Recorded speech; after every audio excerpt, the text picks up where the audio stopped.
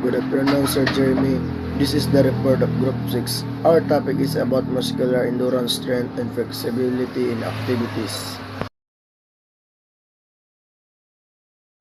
What is plank series?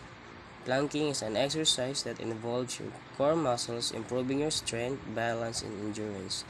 The plank strengthens your spine, your obliques, and your abdominal muscle, which naturally results in a strong posture as they grow in strength.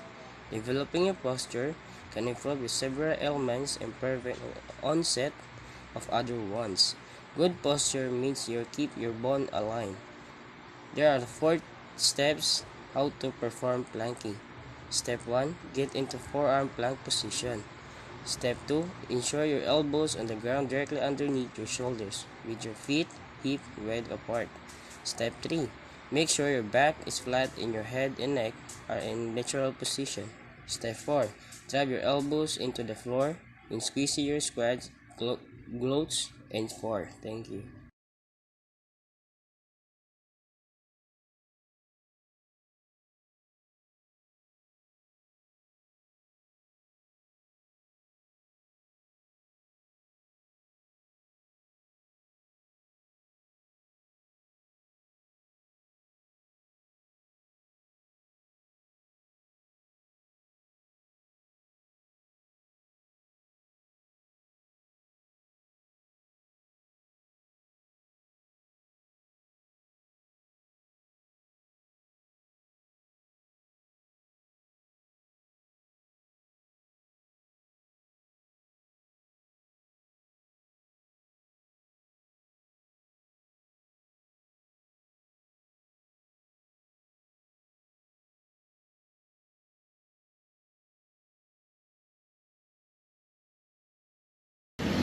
Good afternoon, sir. I'm going to tackle about what this crunch exercise is all about. Then I'll let other members of this group explain the rest of our topic. So what is crunch exercise?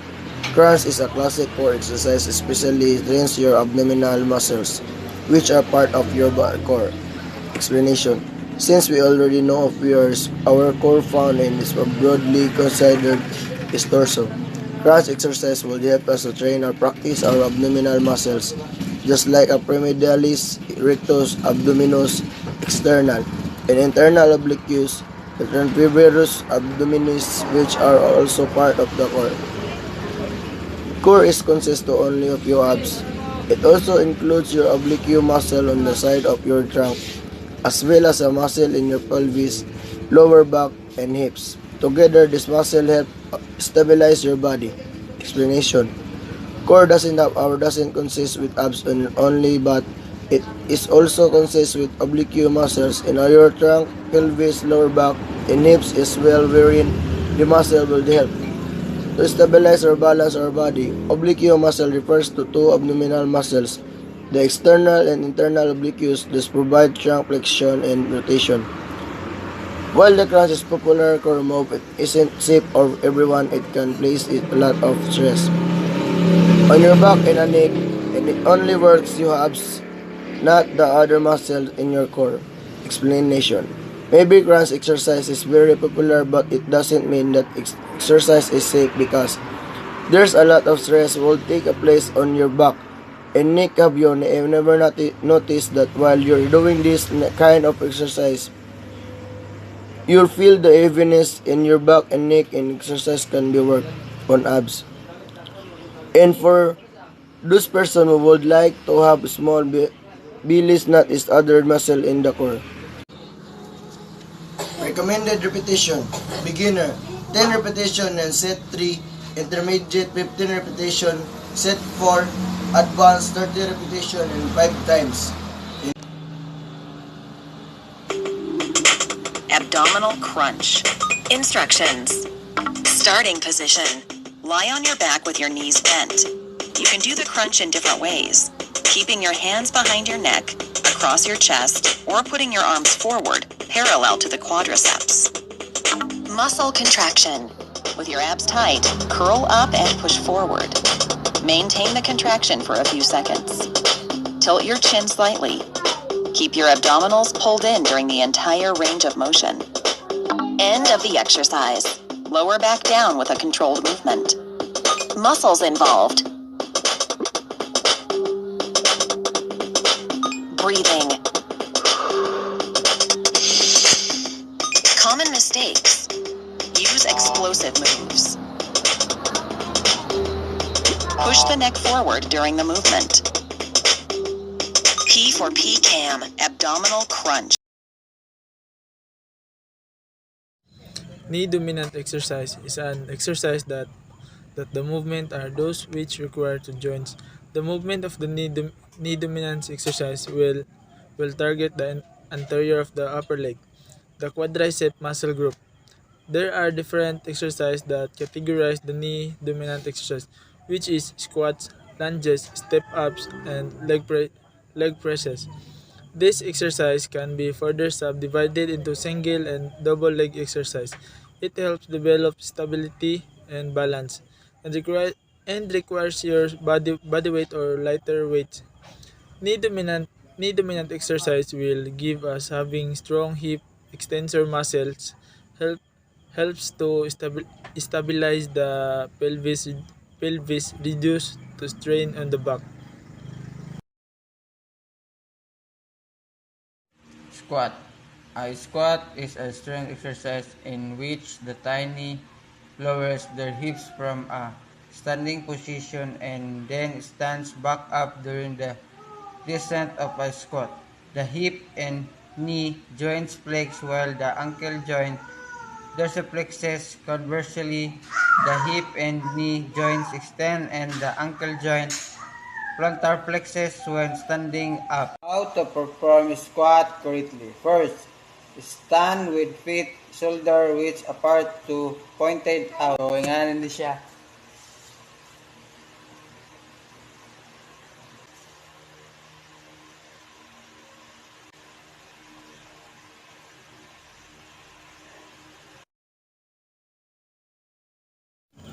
Lunges.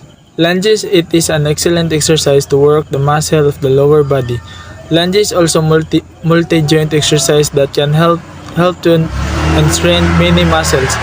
It is a great functional exercise where you can exercise it wherever you are doing. Lunges is one of the basic exercise that people must try it. There are many benefits we can get by doing lunges exercise every day. It will improve body balance and stability because it is a single leg movement that activates your muscles and helps you develop coordination, balance, and stability. This is the procedure on how to do lunges exercise. First stand with your feet hip width apart, step forward and bend both knees, lowering until your knees are bent at 90 degrees angle. Then shift forward into the lead leg, push off on both legs and step through, lifting your back leg and bringing it forward so your rear foot lands on head or ahead of your long position. 4 to 5 lunges set in a day in order to reduce your risk of overtraining the muscle on your leg and prevent severe soreness.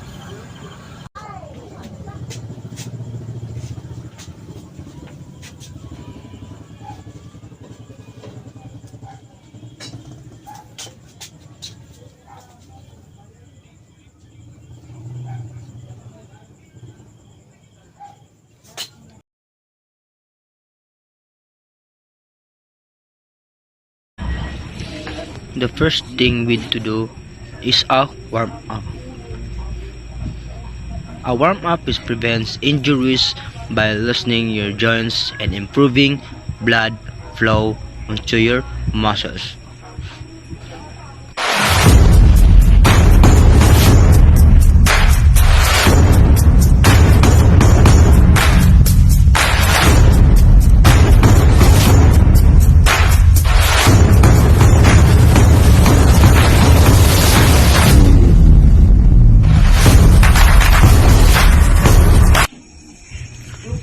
The first exercises we do is a gold pose.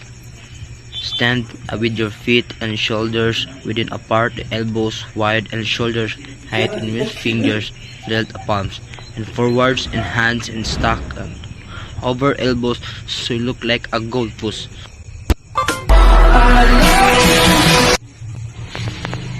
And our next exercise is called a chest presses. A chest presses is one of the best chest exercises for building and upper body strength, and in these are the things and to do: bend your arms in 90 degrees angle and to keep your elbows and chest level and gripping as the back as the back and neck handles, and pull your arms and toward. And next exercises is a plank to push up, and there are 5 to do a plank push. And first of one is start in plank position, second place down and one hand at a time to lift up into push up position, and third keep. The next one exercises is squat jumps, are powerful athletic exercise that strengthens your entire lower body and increase your heart rate a significant burn.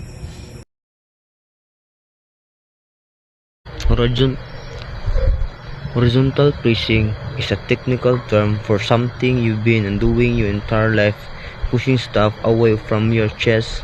And there are a thing to do: a push up in the first one, get down on your first placing your hands in slide wider than your shoulders, and straighten your arms and legs, lower your body until your chest near touches the floor. Next is push, and then push yourself back up and repeat many times. Vertical push and pull are characterized by pulling resistance and from the floor or overhead using a free weight, cables, or body weight. Examples of these exercises includes the chin ups, lat pull downs, and bend over rows and deadlifts.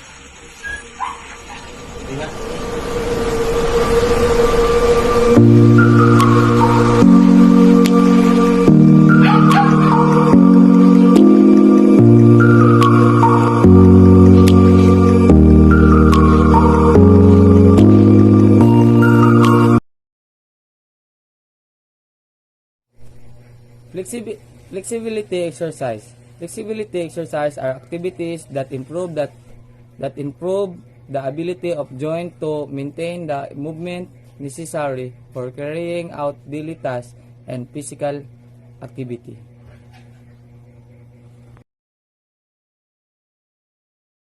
It began as a spiritual practice but has become popular and way of promoting physical and mental well-being. Although classify yoga also includes other elements, yoga is the practices in the United States typically emphasize physical posture.